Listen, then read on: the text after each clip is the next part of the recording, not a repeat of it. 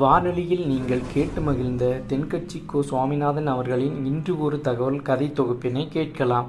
ஒரு காட்டுல ஒரு முனிவர் இருந்தார். ஒரு நாள் அவரை தேடிட்டு 4 பேர் வந்தாங்க. சுவாமி, எங்களுக்கு ரொம்ப நாளா ஒரு சந்தேகம்னாங்க. என்னன்னு கேட்டார். இந்த உலகத்துல எவ்வளவோ காரியங்கள் நடக்குது, எது நியாயம் எது அநியாயம் அப்படின்னு புரிஞ்சுக்க முடியலன்னாங்க. அது யாராலையும் புரிஞ்சுக்க முடியாதுன்னார் முனிவர். வந்தவங்களுக்கு ஆச்சரியமா போச்சு. ஒரு மாதிரியா பார்த்தாங்க. இதை முனிவர் கவனிச்சார். சரி, புறப்படுங்க என்னோடன்னார். எங்கன்னு கேட்டாங்க. இப்போ உங்க 4 பேரையும் ஒரு புஷ்பக விமானத்தில் அழைச்சிட்டு போறேன். இந்த உலகத்தில் சர்வசாதாரணமாக நடக்கக்கூடிய ஒரு காட்சியை உங்களுக்கு காட்ட போறேன். நீங்க பார்க்க போற அந்த காட்சி நியாயமா அநியாயமா அப்படிங்கிறத என்கிட்ட சொல்லணும். நீங்க சரியான பதில் சொன்னா புஷ்பக விமானத்தில் தொடர்ந்து பிரயாணம் பண்ணலாம். தவறான பதில் சொன்னால் இந்த புஷ்பக விமானம் உங்களை கீழே தள்ளி விட்டுரும் அப்படின்னார். 4 பேருக்கும் பயந்தான். இருந்தாலும் முனிவர் கூப்பிடுறாரு அப்படின்னு சொல்லி புறப்பட்டாங்க. அவங்க எல்லாரும் புறப்பட்டு ஒரு காட்டு வழியாக போய்கிட்டு இருக்கிறாங்க. புஷ்பக விமானத்தில் அங்கே நடக்கிற ஒரு காட்சியை காட்டுறார் முனிவர். அதோ அங்கே பாருங்கன்னார். அந்த விமானத்தில் இருந்தபடியே எல்லாரும் கீழே குனிஞ்சு பார்க்குறாங்க. அங்கே ஒரு தாய் புலி அப்போ தான் குட்டி போட்டிருக்கு. குட்டிகளை ஈன்ற உடனே பசிக்கு இறை தேடி அந்த பக்கமாக வருது. அதே நேரம் ஒரு தாய் மான், அதுவும் அப்போ தான் குட்டி போட்டிருக்கு. அதுவும் இதே மாதிரி குட்டிகளை ஈன்ற உடனே பசிக்கு இறை தேடி அந்த பக்கமாக வருது. இப்போ அந்த புலி அந்த மானை அடித்து போட்டுவிடுது.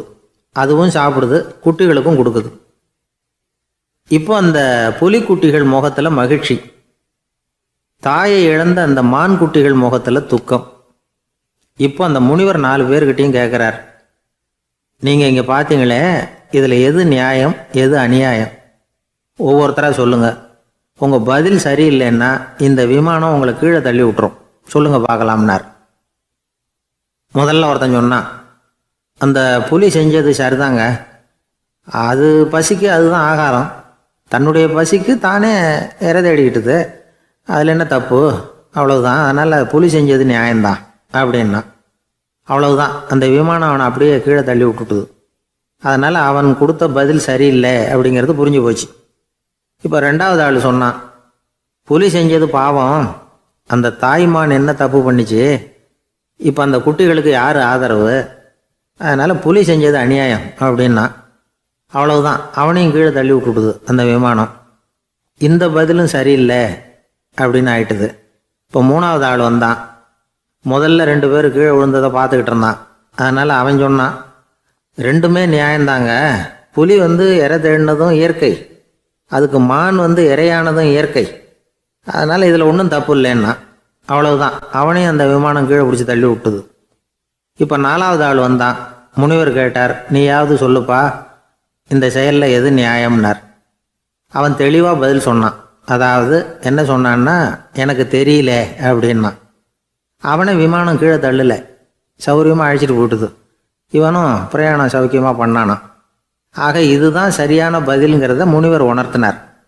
இந்த கதையிலிருந்து நாம் புரிஞ்சுக்க வேண்டியது என்னென்னா, இந்த உலகத்தில் எவ்வளவோ காரியங்கள் நடக்குது. அதெல்லாம் ஏன் அப்படி நடக்குதுங்கிறதுக்கு எப்பேற்பட்ட பண்டிதராலும் பதில் சொல்ல முடியாது. தெரியாததை தெரியாதுன்னு ஒத்துக்கிட்டா வாழ்க்கை பிரயாணம் சுகமாக இருக்கும். அதனால் தேவையில்லாத விஷயங்களை புரிஞ்சுக்கிறதுக்கு நேரத்தை செலவு பண்ணிகிட்டு இருக்கக்கூடாது. வாழ்க்கையை குழப்பிக்க கூடாது. வாழ்க்கைக்கு தேவையானது என்னவோ அதை மட்டும் புரிஞ்சுக்கிட்டா போதும். இந்த காலத்து ஆள் ஒருத்தன் ஒரு பெரியவரை தேடி வந்தான். ஐயா, ஒரு சந்தேகம்னா. என்ன உன்னுடைய சந்தேகம்னார். பகுத்தறிவுன்னா என்ன, விதின்னா என்ன அப்படின்னு கேட்டான். இதுக்கு அவர், இப்போ உன்னுடைய வலது காலை தூக்குன்னார். தூக்கினான். சரி, இப்போ உன்னுடைய வலது காலை கீழே இறக்காம உன்னுடைய இடது காலையும் தூக்குன்னார். தூக்கினான். பொத்துன்னு கீழே விழுந்துட்டான். பெரியவர் சொன்னார், உன்னால் ஒரு காலை தூக்க முடிஞ்சுது, அதுதான் பகுத்தறிவு. 2 கால்களையும் ஒரே சமயத்தில் தூக்குனா அடிபடும், அப்படிங்கிறது தான் விதி அப்படின்னு விளக்கம் கொடுத்தார். இவன் தன்னுடைய விதியை நொந்துக்கிட்டே இடுப்பை பிடிச்சிக்கிட்டு அங்கேருந்து நடந்து போயிட்டானான். கடற்கரை ஓரமாக ஒரு பெரியவர் கையால் மணலை கீறிக்கிட்டே உட்காந்துருக்கிறார். என்னத்தையும் தேடிட்டு இருக்கிறது மாதிரி தெரிஞ்சுது. மெதுவாக கிட்டத்தில் போய் என்னத்தை தேடிட்டு இருக்கிறீங்க அப்படின்னு கேட்டோம். அவரு சாவகாசமா நிமிர்ந்து பார்த்து, நிம்மதியை தேடிட்டு இருக்கிறேன்னார். நாங்கள் ஒரு மாதிரி ஆயிட்டோம். இருந்தாலும் சமாளிச்சுக்கிட்டு, சார், மணல்ல கிழிஞ்சல் தான் கிடைக்கும், நிம்மதி கிடைக்காது அப்படின்னோம். சரி, இன்னைக்கு வசமா நம்மகிட்ட ஒரு ஆள் மாட்டிக்கிட்டார் அப்படின்னு நினைச்சு அவர் பக்கமா போய் உட்காந்துக்கிட்டு கதை சொல்ல ஆரம்பிச்சிட்டோம். ஒரு பெரிய மன்னர் இருந்தார். அவருக்கு எல்லா வசதியும் இருந்தது. இருந்தாலும் ஒரே ஒரு குறை. அது என்னன்னா நிம்மதி இல்லைங்கிற குறை. அரண்மனையில தினமும் கலை நிகழ்ச்சி, நாட்டியம் எல்லாம் நடந்துகிட்டு தான் இருந்தது. இருந்தாலும் நிம்மதி இல்லை. சரி, நிம்மதி எங்க கிடைக்கும் அப்படின்னு தேட ஆரம்பிச்சார். உடனே அதுக்கான முயற்சிகள்ல தீவிரமா இறங்கினார். நாட்டில் உள்ள தத்துவ மேதைகளை எல்லாம் கூப்பிட்டுட்டு வர சொன்னார். எல்லாரும் வந்து சேர்ந்தாங்க. அவங்கள பார்த்து நிம்மதி எங்க இருக்குது அப்படின்னு விசாரிச்சார். அவங்களுக்கு அது தெரிஞ்சா ஏன் இப்படி ராஜா முன்னாடி வந்து நின்றுட்டு இருக்க போறாங்க? ராஜாவோட கேள்விக்கு ஒவ்வொருத்தரும் ஒவ்வொரு மாதிரி விளக்கம் கொடுக்க ஆரம்பிச்சிட்டாங்க. எந்த பதிலும் ராஜாவுக்கு திருப்தி அளிக்கக்கூடிய அளவுக்கு இல்லை. சரி, போயிட்டு வாங்கன்னு சொல்லி அவங்கள எல்லாம் அனுப்பி வச்சுட்டார். ஒரு நாள் அவர் மாளிகையில உப்பருகையில நின்றுட்டு இருக்கிறார். அந்த சமயத்துல தெருவில் ஒரு பிச்சைக்காரன் ரொம்ப உல்லாசமா பாட்டு பாடிக்கிட்டே போயிட்டு இருக்கிறான். குரல்ல ஒரு சந்தோஷம், நடையில ஒரு மிடுக்கு. அவங்ககிட்ட கொஞ்சம் கூட கவலை இருக்கிறதா தெரியல. உடனே ராஜா அதை பார்த்தார். ஏவலாளிகளை வந்து கைதட்டி கூப்பிட்டார். உடனே ஓடி போய் அந்த பிச்சைக்காரனை இங்க அழைச்சிட்டு வாங்கன்னு உத்தரவு போட்டார். இவங்க உடனே ஓடி போய் அவனை கூப்பிட்டாங்க. அரண்மனைக்கு வாழ்ந்தாங்க. அவன் வரல. அரண்மனைக்கு உள்ள அடி எடுத்து வைக்க மாட்டேன்னு சொல்லிவிட்டான். ராஜா கிட்ட வந்து விஷயத்தை சொன்னாங்க. அவருக்கு ரொம்ப ஆச்சரியம், இப்படி ஒரு ஆள் இருக்கிறானா அப்படின்னு. சரி, அவன் என்னதான் சொல்றான் அப்படின்னு விசாரிச்சார். இவன் மறுபடியும் தெருவுக்கு போய் கேட்டாங்க.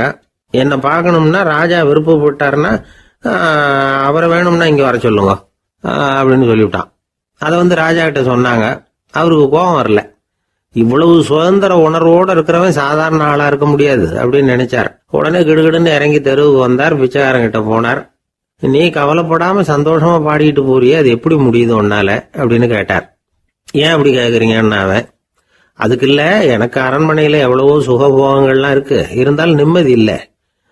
இது ஏன்னு எனக்கு தெரியல. இந்த தேசத்துல உள்ள அறிஞர்களை எல்லாம் கூப்பிட்டு கேட்டு பார்த்துட்டேன், அவங்களுக்கும் தெரியல. உன்னை கேட்டா தெரியும்னு நினைச்சேன், அதனாலதான் சந்திக்கிறதுக்கு ஆசைப்பட்டேன். ஆனா நீ வரமாட்டேன்னுட்டியே அப்படின்னார். பிச்சைக்காரன் கடகடன்னு சிரிக்க ஆரம்பிச்சுட்டான். மகிழ்ச்சிக்கும் உங்களுக்கும் தடையா இருக்கிறது இந்த மாளிகை தான். இதை விட்டுட்டு வெளியில வந்துட்டா நிம்மதி தேடிட்டு வந்துடும்னா. நான் அரசன், எனக்குன்னு கடமைகள் இருக்கு, அதையெல்லாம் விட்டுட்டு எப்படி வர முடியும்னார் ராஜா. ரெண்டும் ஒரே நேரத்துல கிடைக்கணுங்கிறது முடியாத காரியம். உங்க சுகபோகத்துக்கு விலையாதான் உங்க நிம்மதியை கொடுத்துக்கிட்டு இருக்கிறீங்க. என்ன பாருங்க, என்கிட்ட எதுவும் இல்லை, அதனால எதுவும் போயிடுமோங்கிற பயமும் இல்லை, நிம்மதியா இருக்கிறேன் அப்படின்னா அவன்.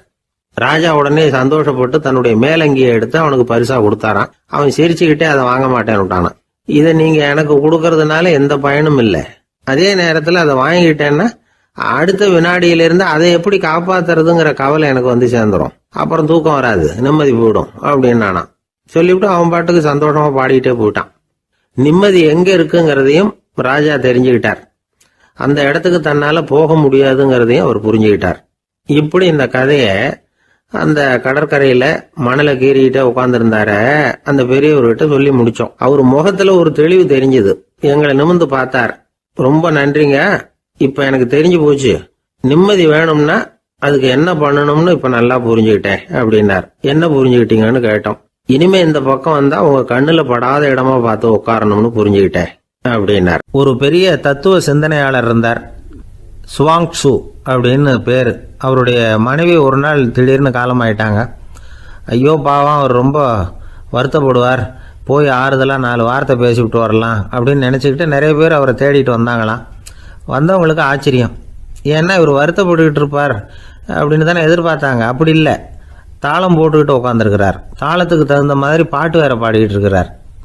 என்ன மனுஷன் அவர், கொஞ்சம் கூட கவலை இல்லாமல் இப்படி இருக்கிறாரு அப்படின்னு நினச்சாங்க. ஒருத்தர் துணிஞ்சு அவர்கிட்ட கேட்டுவிட்டார், என்னங்க இது இப்படி அப்படின்னு. அதுக்கு அவர் என்ன சொன்னார் தெரியுமா? இதை பாருங்க, என்னுடைய மனைவி பிறக்கிறதுக்கு முன்னாடி அவளுக்கு உயிரும் கிடையாது, உடலும் கிடையாது. அதுக்கு பிறகுதான் உயிர் வந்தது, உடல் வந்தது, அந்த உருவம் வந்தது. இப்போ என்ன ஆச்சு, அந்த உருவமும் உயிரும் போயிட்டுது, அவ்வளவுதானே. வந்தது போயிட்டுது. இளவேனில் காலம், இலையுதிர் காலம், பனிக்காலம், இப்படி பருவங்கள் வந்து மாறி மாறி வருது இல்லையா? அது மாதிரி பிறப்பும் இறப்பும் மாறி மாறி வருது, இது இயற்கை. இதுக்காக அழுதா அது எப்படி அப்படின்னாராம். ஞான தெளிவு அடைஞ்சவங்களுக்கு எல்லாமே சுகம்தான். திருவள்ளுவரும் அதை தான் சொல்றார், உறங்குவது போலும் சாக்காடு, உறங்கி விழிப்பது போலும் பிறப்பு. தூங்குறதுக்கெல்லாம் நாம் வருத்தப்பட்டுக்கிட்ட இருக்கிறோமா? இன்னைக்கு தூங்க வேண்டியிருக்குதே, இன்னும் கொஞ்சம் நேரத்தில் நான் தூங்க வேண்டியிருக்கு அப்படின்னு சொல்லி யாராவது அழுதுகிட்டு இருப்பாங்களா? அதனால் இந்த உலக வாழ்க்கையினுடைய இயல்பை யதார்த்தத்தை நாம் தெளிவாக புரிஞ்சுக்கணும். அப்படி புரிஞ்சுக்கிட்டால் நாம் கவலை இல்லாமல் வாழ முடியும்.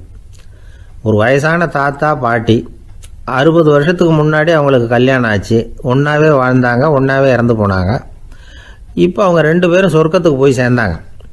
அங்கே எல்லா வசதியும் இருந்தது. ஒரு பெரிய பங்களாவே இவங்களுக்கு ஒதுக்கி கொடுத்தாங்களாம். இதுக்கு எவ்வளவு வாடகைன்னு கேட்டார் தாத்தா.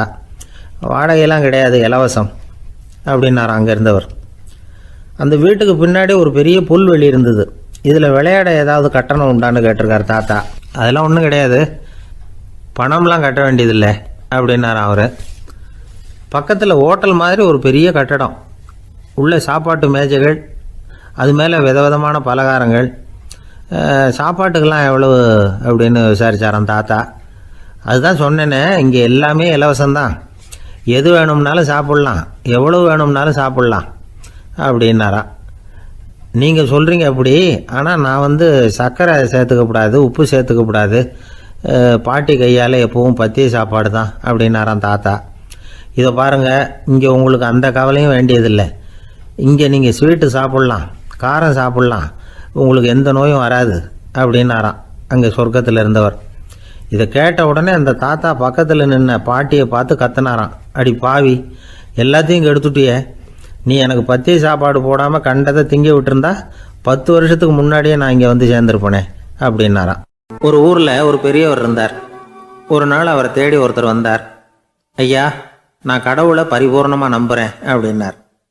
சரி, அந்த நம்பிக்கை உனக்கு எப்படி வந்ததுன்னு கேட்டார் இவர். அவர் சொல்ல ஆரம்பித்தார். ஐயா, எனக்கு கல்யாணம் ஆகி 10 வருஷம் ஆச்சு, ஆனாலும் குழந்தை பாக்கியம் இல்லை. அதுக்கு என்ன காரணமாக இருக்கும்னு நான் யோசனை பண்ணிகிட்டு இருந்தப்போ நண்பர் ஒருத்தர் ஒரு ஆலோசனை சொன்னார். உனக்கு மதப்பற்று இல்லை, எந்த கடவுளையுமே நம்ப மாட்டேங்கிற, அதுதான் காரணம். கடவுளை நம்பு, உனக்கு குழந்தை பாக்கியம் கிடைக்கும் அப்படின்னார். அவர் அப்படி சொன்னாரே தவிர எனக்கு சந்தேகம்தான். இருந்தாலும் அவர் சொன்னபடியும் நடந்து தான் பார்ப்போமே அப்படின்னு முடிவு பண்ணேன். கடவுளை நம்ப ஆரம்பித்தேன். அந்த வருஷமே அழகான ஆண் குழந்தை பிறந்தது. எல்லாம் இறைவன் அருள் அப்படின்னார். இவர் இப்படி சொன்னதை கேட்டதும் அந்த பெரியவர் சொன்னார். நீ சொல்கிறதெல்லாம் சரிதான், இருந்தாலும் இந்த காலத்தில் எந்த ஒரு காரியமாக இருந்தாலும் அதை சோதனை செஞ்சு பார்த்துட்டு தான் ஒரு முடிவுக்கு சேர முடியும். அறிவுபூர்வமான முடிவு அதுவாக தான் இருக்கும். அறிவியல் சோதனைகள் அப்படித்தான். ஒரு குறிப்பிட்ட விஷயத்தை பற்றி எத்தனை தடவை சோதனை பண்ணாலும் ஒரே முடிவு தான் கிடைக்கணும், அதுதான் சரியாக இருக்கும். அதனால் இப்போ மறுபடியும் ஒரு சோதனைன்னார். என்ன செய்யணும் அப்படின்னு கேட்டார் இவர். கடவுள்கிட்ட ஒரு பெண் குழந்தை வேணும்னு கேளு. முதல்ல ஆண் குழந்தையை கொடுத்தது மாதிரியே இப்போ ஒரு பெண் குழந்தையையும் கொடுக்குறாரா பார்க்கலாம் அப்படின்னார். சரின்னு சொல்லி இவர் அதே மாதிரி முயற்சி பண்ணினார். அதுக்கப்புறம் அவர் இந்த பெரியவர்கிட்ட வரவே இல்லை. கொஞ்ச காலம் கழித்து இவரே அவரை தேடிக்கிட்டு போய் கதவை தட்டினார். அவர் கதவை திறந்தார். என்ன ஆச்சு, கடவுள் கண் திறந்தாரா அப்படின்னு கேட்டார். அவர், அந்த சமாச்சாரம்லாம் நமக்கு வேணாம் சார், முதல் தடவை அது ஏதோ தற்செயலாக ஏற்பட்ட ஒரு சாதகம். இப்போ நீங்கள் 2வது தடவை சொன்ன பிறகு தினமும் கடவுளை வேண்டிக்கிட்டு தான் இருக்கிறேன், ஒன்றும் நடக்கலை அப்படின்னார் ரொம்ப விரக்தியாக. ஒரே ஒரு தோல்வியில் உங்கள் நம்பிக்கையெல்லாம் பறந்து போயிடுது பார்த்தீங்களா அப்படின்னார் அந்த பெரியவர். எல்லாம் நல்ல விதமாக நடக்கிற வரைக்கும் நம்பிக்கை, எதிர்பார்த்தது தோல்வியில் முடிஞ்சுட்டுதுன்னா அவநம்பிக்கை. மற்றவர்கள் பேரில் வைக்கிற நம்பிக்கை எந்த நேரத்திலையும் விவகாரமாகி விடக்கூடிய சாத்தியம் உண்டு. நாம் நம்பிக்கை வைக்க வேண்டியது நம்மகிட்ட தான், நமக்குள்ளே இருக்கிறார் கடவுள்.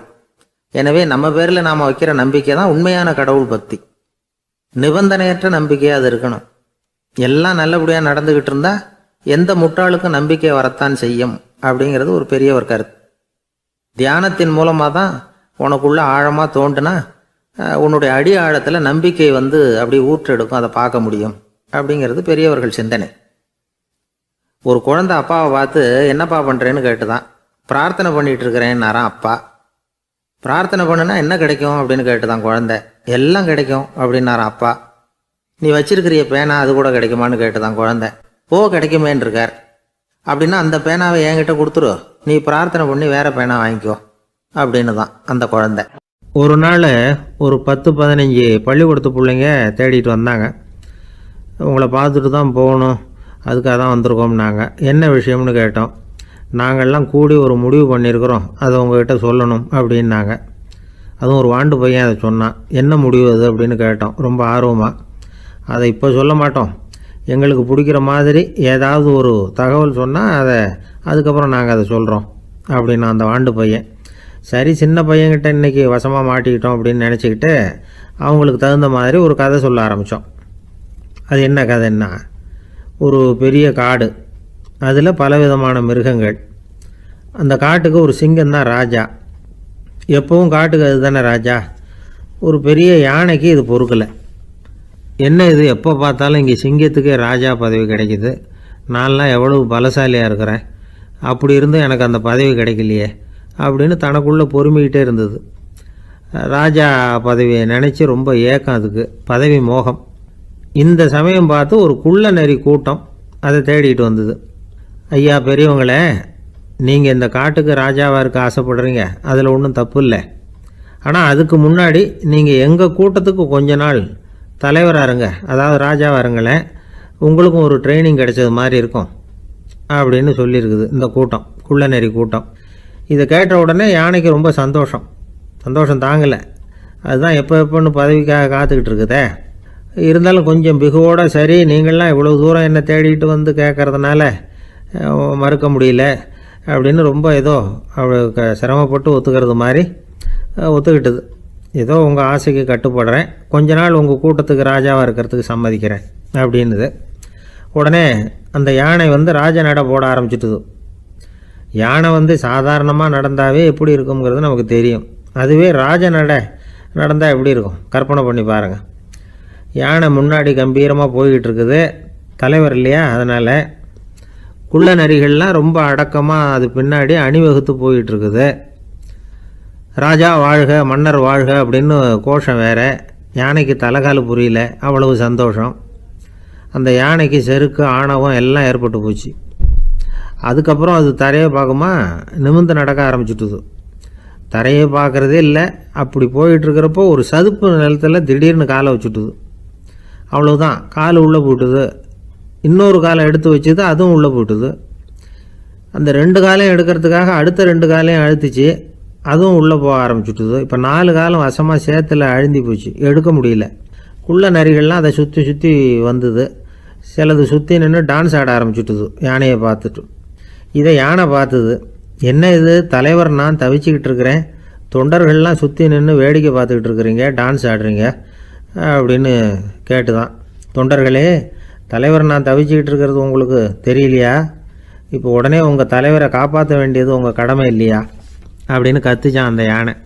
குள்ள நரிகளில் ஒன்று முன்னாடி நின்று அந்த யானையை பார்த்து தான், தலைவரே எங்களுக்கு ரொம்ப நாளாக ஒரு ஆசை, அந்த ஆசையை நிறைவேற்றிக்கிறதுக்காகத்தான் உங்களை எங்கள் தலைவராக ஏற்றுக்கிறோம்னு சொன்னோம் அப்படின்னு தான். என்ன ஆசைன்னு கேட்டிருக்கு யானை. யானை கறி சாப்பிட்டு பார்க்கணுங்கிறது எங்களுக்கு ரொம்ப நாளாக ஆசை, அது இன்றைக்கி தான் நிறைவேற போகுது அப்படின்னு தான் அந்த நரி. இதை கேட்ட உடனே அந்த யானை அப்படியே மூர்ச்சி ஆகிட்டு தான். நரிகள்லாம் அது மேலே ஏறி குதற ஆரம்பிச்சுட்டு தான். பதவி மேலே இருந்த பேராசை அந்த பலசாலியான யானையையே மாட்டி விட்டுட்டுது பார்த்தீங்களா அப்படின்னு சொல்லி முடித்தோம் இந்த கதையை அந்த சின்ன பிள்ளைங்கக்கிட்ட. சரிங்க, இப்போ நாங்கள் உங்களை தேடி வந்த விஷயம் என்னங்கிறத சொல்லவா அப்படின்னா ஒரு வாண்டு பையன். சீக்கிரம் சொல்லு தம்பி, சஸ்பென்ஸ் தாங்கலை அப்படின்னோம்.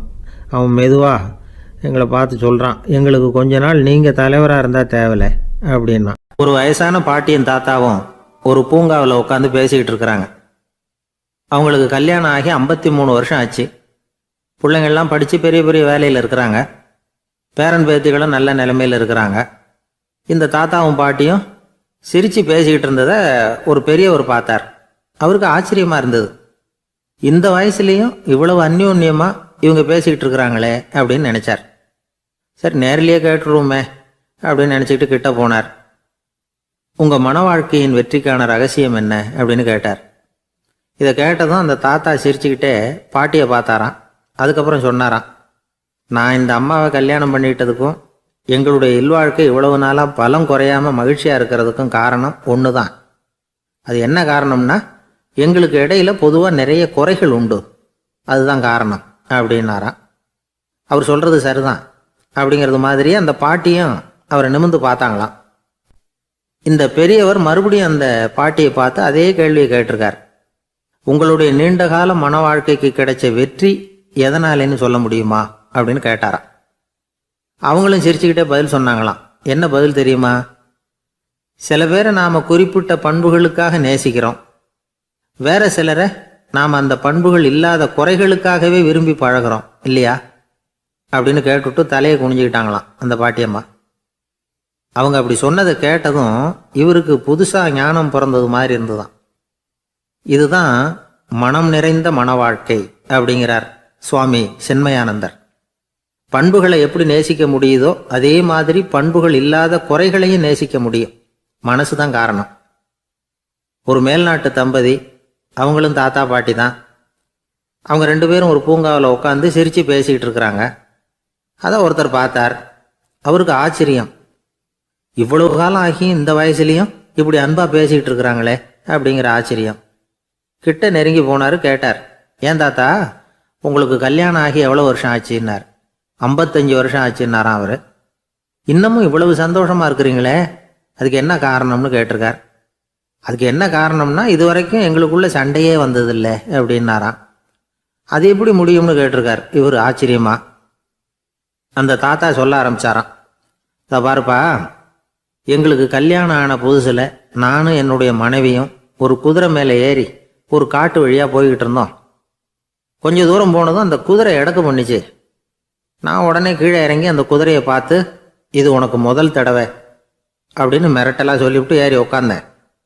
மறுபடியும் போனோம். கொஞ்சம் தூரம் குதிரை நல்லபடியாக நடந்து போச்சு. மறுபடியும் எடக்கு பண்ண ஆரம்பிச்சுட்டுது. நான் கீழே இறங்கினேன். கையில் இருந்த சாட்டையால் ஓங்கி ஒரு அடி கொடுத்தேன். இது உனக்கு 2வது தடவை அப்படின்னு சொல்லிவிட்டு ஏறி உக்காந்தேன். மறுபடியும் குதிரை கொஞ்சம் தூரம் நல்ல விதமாக நடந்து போச்சு. அப்புறமும் எடக்கு பண்ண ஆரம்பிச்சுட்டுது. அந்த சமயத்தில் ஒரு ஆற்று பாலத்தை கடந்து போய்கிட்டு இருக்கிறோம்.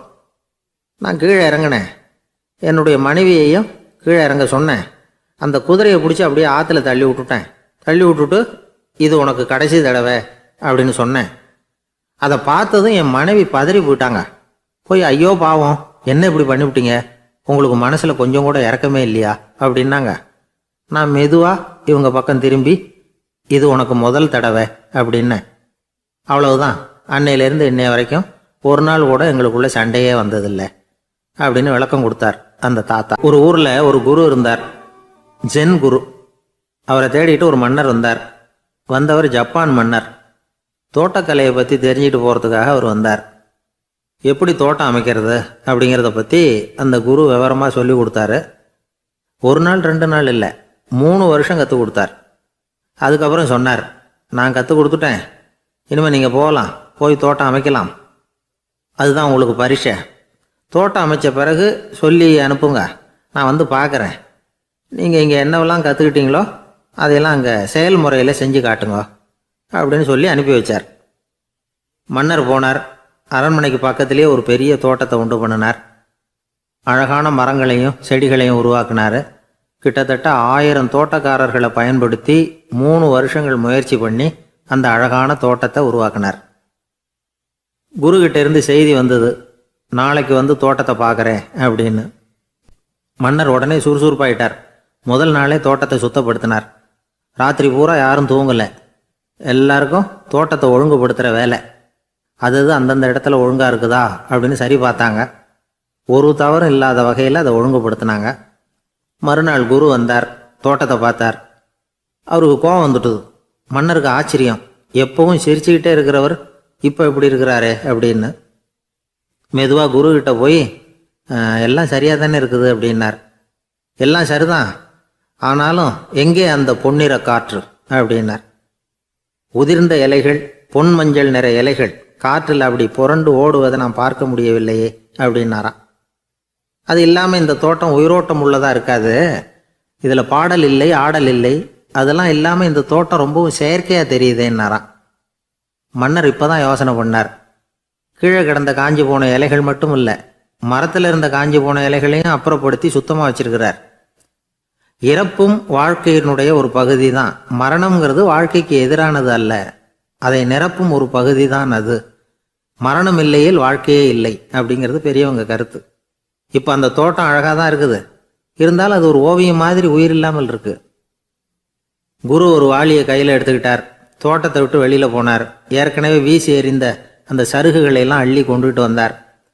உள்ள எல்லா இடங்கள்லையும் அதை வீசினார். உடனே காற்று அந்த காய்ந்த சருகுகளையும் பழுத்த இலைகளையும் அசைக்க ஆரம்பிச்சுட்டுது.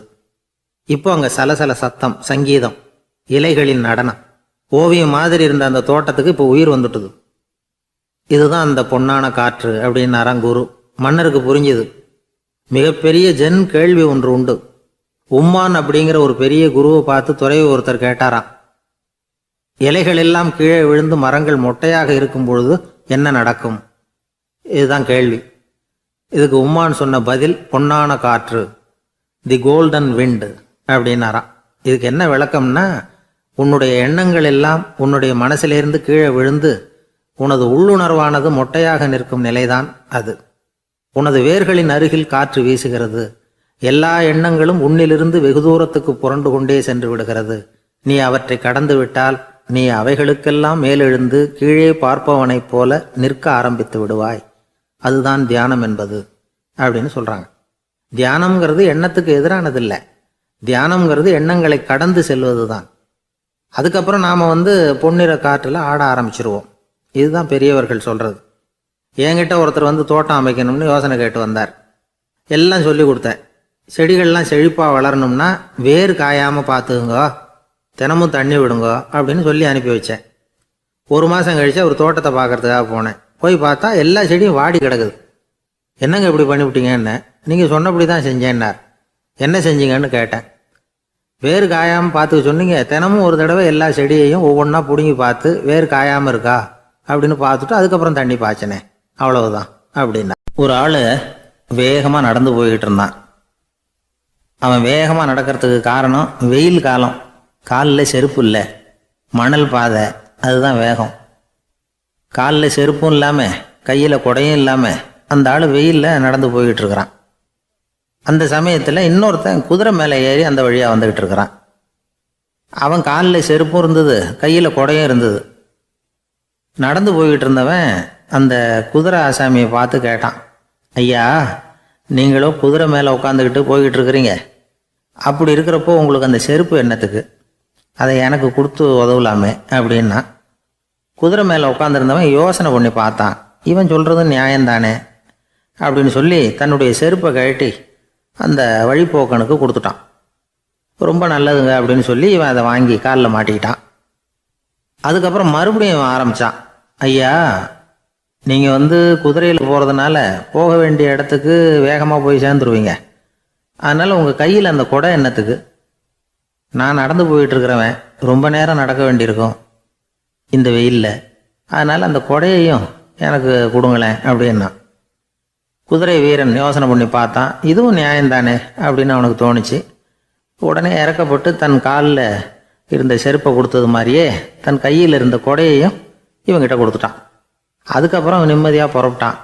இப்போ மறுபடியும் கை தட்டி அவனை நிறுத்தினான். கீழே நின்றுட்டு இருந்தவன், என்னப்பா ஏன் என்ன நிறுத்தினேன், இன்னும் ஏதாவது வேணுமா உனக்கு அப்படின்னா குதிரையில் இருந்தவன். இவன் மெதுவாக வாயை திறந்து அந்த குதிரையையும் என்கிட்ட கொடுத்துருங்களேன்னா. அந்த குதிரை வீரன் இப்போ ஒரு கணம் யோசனை பண்ணி பார்த்தான். உடனே என்ன பண்ணான் தெரியுமா? தன்கிட்ட இருந்த குதிரை சவுக்கை எடுத்தான். குதிரை சவுக்கால் அந்த ஆளை வாங்குவாங்கன்னு வீசி தள்ளிவிட்டான். இவ்வளவு சவுக்கடியும் வாங்கிக்கிட்டு இந்த ஆள் என்ன பண்ணான் தெரியுமா? சிரிக்கிறான். அடி வாங்கிட்டு யாராவது சிரிப்பாங்களா? குதிரை வீரனுக்கு ஒன்றும் புரியல. என்னப்பா அது, ஏன் இப்படி அடி வாங்கிட்டு இப்படி சிரிக்கிறியே அப்படின்னு கேட்டான். இப்போ அந்த வழிப்போக்கன் சொல்கிறான், ஐயா, நான் இப்படி சிரிக்கிறதுக்கு காரணம் இருக்கு. இப்படி குதிரை கேட்டு உங்ககிட்ட அடி வாங்கலைன்னு வச்சுக்கோங்க, என் உயிர் உள்ள வரைக்கும் மனசில் ஒரு தவிப்பு இருந்துக்கிட்டே இருக்கும். செருப்பையும் கொடையையும் கேட்ட உடனே கொடுத்தவன் குதிரையையும் கேட்டிருந்தா கொடுத்துருப்பானோ அப்படிங்கிற பேராசையில் ஏங்கிக்கிட்டே இருந்திருப்பேன். இப்போ உங்ககிட்ட அடி வாங்கின பிறகு என்னுடைய அந்த சந்தேகம் தீர்ந்து போச்சு. என்னுடைய ஆசைக்கு எல்லை எது அப்படிங்கிறத எனக்கு புரிஞ்சுட்டுது அப்படின்னு சொல்லிவிட்டு அவன் நடக்க ஆரம்பிச்சுட்டானான். ஆசைக்கும் எல்லை உண்டு அப்படிங்கிறத விளக்கறதுக்காக வாரியார் சுவாமிகள் சொல்கிற கதை இது. இந்த காலத்துலேயும் ஒருத்தன் அது மாதிரி கொடை செருப்போட குதிரையில் போய்கிட்டு இருந்தான். எதிரில் நடந்து வந்தவன், ஐயா, உங்கள் கொடையை எனக்கு கொடுங்களேன்னு கேட்டான். உடனே அவன் குதிரையிலேருந்து கீழே குதிச்சு அவனை சாட்டையால் அடிக்க ஆரம்பிச்சிட்டான். இன்னொருத்தர் அந்த வழியாக வந்தவர் இதை பார்த்தார். ஏன்பா, அவன் கேட்டான், உன்னால் முடியலன்னா இல்லைன்னு சொல்லிட வேண்டியது தானே, அதுக்காக ஏன் இப்படி அவனை போட்டு அடிக்கிறேன்னு கேட்டார். உங்களுக்கு விவரம் புரியாது சார், காலம் ரொம்ப கெட்டு போச்சு. கேட்டதை கொடுத்தேன்னு வச்சுக்கோங்க, இந்த குதிரையே என்னோடது, அவன் திருடிக்கிட்டு போகிறான் அப்படின்னு என் பேரில் புகார் கொடுக்க ஆரம்பிச்சிருவான் சார் அப்படின்னா. அது எப்படி அவ்வளோ உறுதியாக சொல்கிறேன்னு கேட்டார் அவர். ஏற்கனவே அது மாதிரி ஒருத்தன் பேரில் புகார் கொடுத்துட்டு தான் இந்த குதிரையை நான் தள்ளிட்டு வந்துக்கிட்டு இருக்கிறேன் அப்படின்னார். ஒரு சன்னியாசி அவர் ஒரு நாள் ஒரு கனவு கண்டாராம். அந்த கனவில் அவர் சொர்க்கத்துக்கு போகிறார். அங்கே ஒரு பெரிய திருவிழா நடந்துக்கிட்டு இருக்குது. எங்கே பார்த்தாலும் அலங்கார வளைவுகள், வண்ணமயமான விளக்குகள், பாதைகள் பூரா மலர்கள், எல்லா கட்டடங்களும் ஒளிமயம். அவ்வளவு கோலாகலமாக பிரம்மாண்டமாக அந்த திருவிழா நடந்துக்கிட்டு இருக்குது. அது என்ன திருவிழாங்கிறது இந்த சன்னியாசிக்கு புரியல. அங்கே எதிரில் வந்துக்கிட்டு இருந்த ஒருத்தரை நிறுத்தி, என்ன விசேஷம் இங்கே அப்படின்னு விசாரிச்சாராம். உனக்கு தெரியாத விஷயம், இன்னைக்கு இறைவனுக்கு பிறந்த நாள், அதை தான் எல்லாரும் சேர்ந்து கொண்டாடுறோம். இதுக்காக பிரம்மாண்டமான ஊர்வலம் ஒன்று வரப்போகுது. இறைவனே அந்த ஊர்வலத்தில் கலந்துக்கிறார் அப்படின்னார் அவர். உடனே அந்த சன்னியாசி ஒரு மரத்து நிழலில் ஒதுங்கி நின்றுக்கிட்டார். ஊர்வலம் வந்துக்கிட்டு இருக்குது. முதல்ல ஒரு குதிரை வந்துக்கிட்டு இருக்கு. அது மேலே ஒருத்தர் உட்காந்துருக்கிறார். அவருக்கு பின்னாடி நிறைய பேர் கூட்டமாக வந்துக்கிட்டு இருக்கிறாங்க. இவ்வளவு கூட்டம் இவர் பின்னாடி வருதே, யார் இவர் அப்படின்னு கேட்டார். ஒரு மதத்தின் பெயரை சொல்லி, இவர் அந்த மதத்தின் தலைவர், அவரை பின்பற்றுகிற மக்கள் கூட்டம் பின்னாடி வந்துக்கிட்டு இருக்குது அப்படின்னு விவரம் சொல்லியிருக்கிறாங்க. இவங்களுக்கு அடுத்தபடியாக இன்னொரு குதிரையில் ஒருத்தர் வந்துக்கிட்டு இருக்கிறார். அவருக்கு பின்னாடி ஏகப்பட்ட கூட்டம். இவர் யாருங்க அப்படின்னு கேட்டிருக்கார் சன்னியாசி. அங்கே இருக்கிறவங்க விவரம் சொல்லியிருக்கிறாங்க. இன்னொரு மதத்தின் பெயரை சொல்லி, இவர் அந்த மதத்தினுடைய தலைவர், அவர் வழியை பின்பற்றுகிறவர்கள் அவர் பின்னாடி கூட்டமாக வந்துக்கிட்டு இருக்கிறாங்க அப்படின்ட்டு இருக்காங்க. இப்படி ஒவ்வொருத்தராக குதிரை மேலே வந்துக்கிட்டே இருக்கிறாங்க. அவங்கள பின்பற்றியும் ஒவ்வொரு கூட்டம் வந்துக்கிட்டே இருக்குது. அந்த பெரிய ஊர்வலம் அது பாட்டுக்கு போய்கிட்டு இருக்குது. கடைசியாக அது முடிஞ்சது ரொம்ப நேரம் கழித்து. அதுக்கப்புறம் கொஞ்சம் நேரம் கழித்து ஒரு வயசான ஆள் குதிரை மேலே வந்துக்கிட்டு இருக்கிறார். ஆனால் அவருக்கு பின்னாடி யாருமே இல்லை. அவர் பரிதாபமாக தனியாக வந்துக்கிட்டு இருக்கிறார். அவர் அந்த ஊர்வலத்தை சேர்ந்தவரா இல்லையாங்கிறதே தெரியல. இவர் யார், இவர் ஏன் இப்படி தனியாக வந்துக்கிட்டு இருக்கிறார் அப்படின்னு கேட்டிருக்கார் அந்த சன்னியாசி.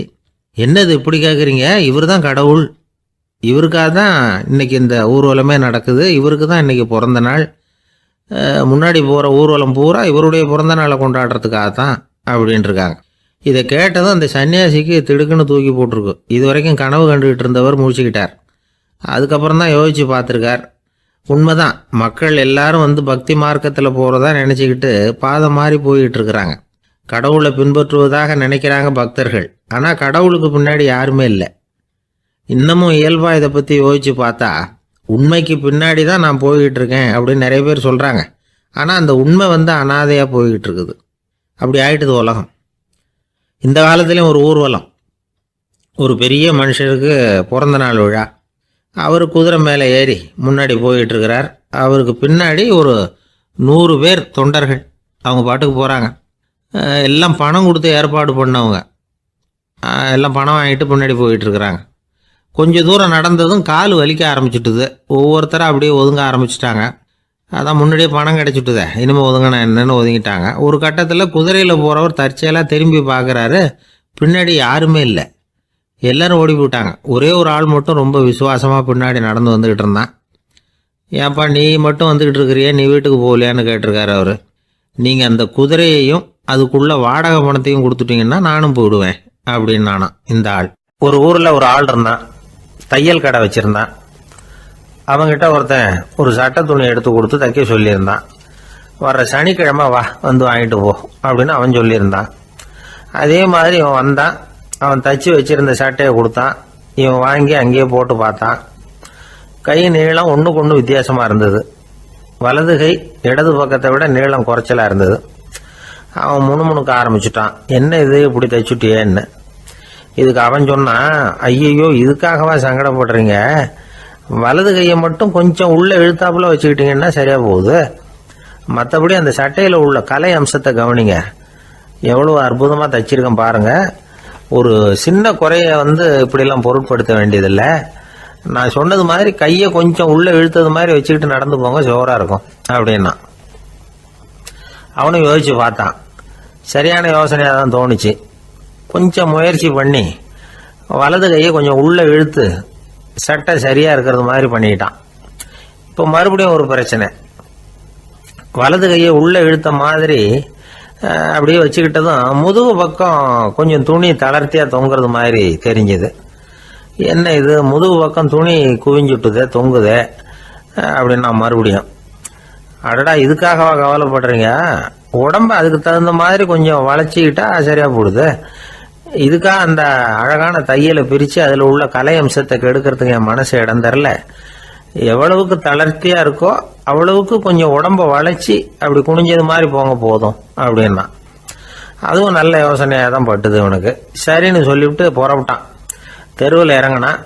கையை கொஞ்சம் உள்ளே இழுத்தான். உடம்ப கொஞ்சம் முன்னால் வளைச்சான். சட்டைக்கு தகுந்த மாதிரி உடம்ப பண்ணிக்கிட்டான். மெதுவாக நடந்து போகிறான். இப்போ எதிரில் இன்னொருத்தன் வரான். இவனை பார்க்குறான். இவன் போட்டிருக்கிற சட்டையை பார்க்குறான். ஆஹா அற்புதம்ங்கிறான்.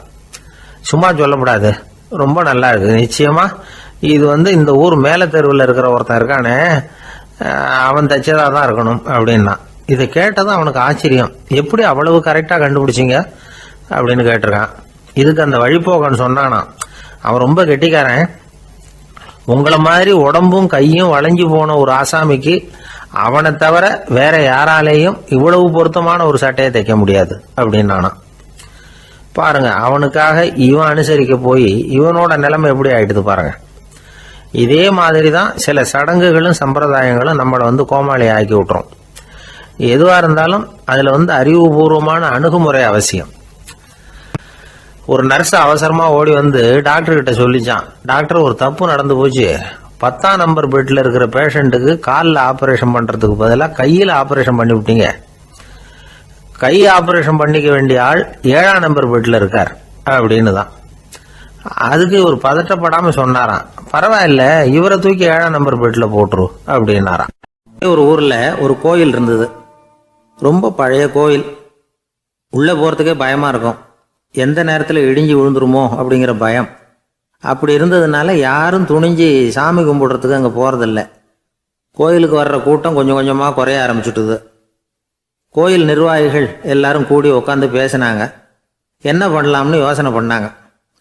எந்த இடம் மோசமாக இருக்கோ அந்த இடத்த பழுது பார்த்தாங்க. அங்கே எங்கே வர்ணத்தை பூசி கொஞ்சம் அழகுபடுத்தி பார்த்தாங்க. ஏதோ இந்த ஊரில் கோயில்னு ஒன்று இருக்குது, அது மக்களுக்கு தெரியணும் அப்படிங்கிறதுக்காகத்தான் இப்படிலாம் பண்ணாங்க. இருந்தாலும் கோவில் இருக்கிற நிலைமை மக்களுக்கு தெரியும். அதனால் அங்கே வர்றது குறைச்சிக்கிட்டாங்க அவங்க. ஒரு கட்டத்தில் யாருமே வர்றதில்லை. நிலைமை அந்த அளவுக்கு ஆயிட்டுது. மறுபடியும் கோவில் நிர்வாகிகள் கூட்டம் நடந்தது. இந்த கூட்டம் கூட கோயிலுக்கு உள்ளே நடக்கலை, இடிஞ்சு விழுந்துருமோங்கிற பயம்.